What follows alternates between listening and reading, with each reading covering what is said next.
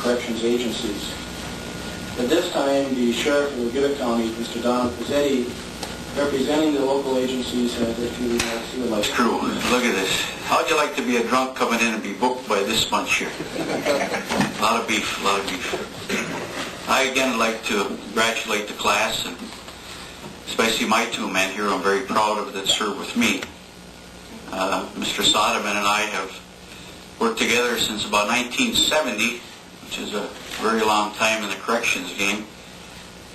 And I did some research recently on October 19th. You're all well aware that the stock market dropped by over 500 points. Well, there's been a lot of speculation as to what could have caused it.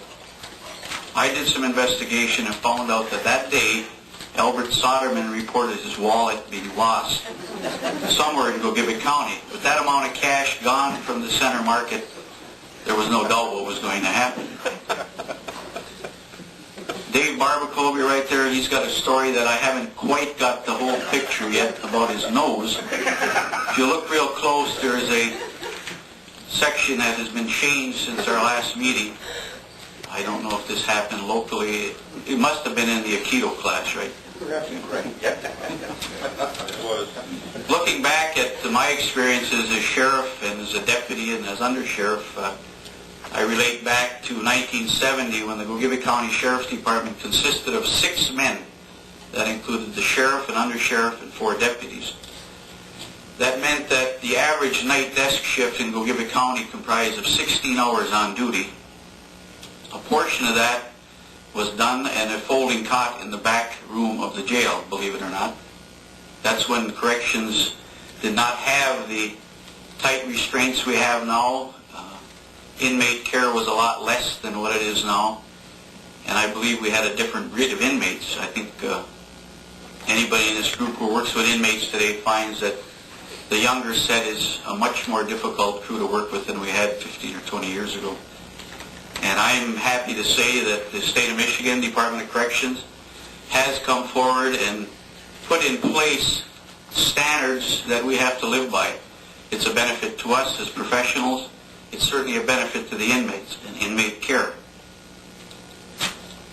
I think one of the big problems facing corrections today, and by the way, I consider it the most difficult part of the sheriff's job is corrections, is what we run into with the attorneys, with the lawsuits. As an example, a few years ago, we were directed to put shower tape in our showers in the cell block.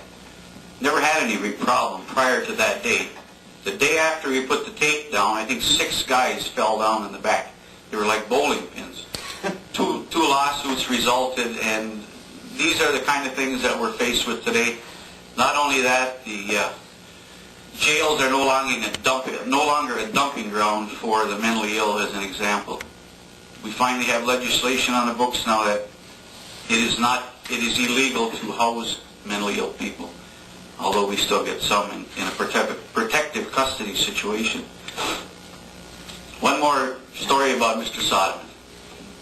Luckily, during your training, you did not have to work with mace, am I correct? Spray cans? I'll read a story. I came in on Day Road one morning. This is 5:30 in the morning, and I heard a lot of ruckus in the back, and there was an inmate back there who was giving everybody a lot of problems. So Mr. Soderman says, I think we better move him to what then was called the incorrigible cell.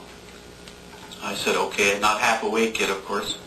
Went back there, the man was pretty good size, so we wrestled him from his cell to the incorrigible, and he got to the door, and the man put his hands up on the side of the door, and Eggy drew the mace and shot the sheriff between the eyes with it. So being totally blind at that point in time and wrestling with a much stronger man, we finally, I think both of us ended up in there. I think he locked us both up, if I'm not mistaken.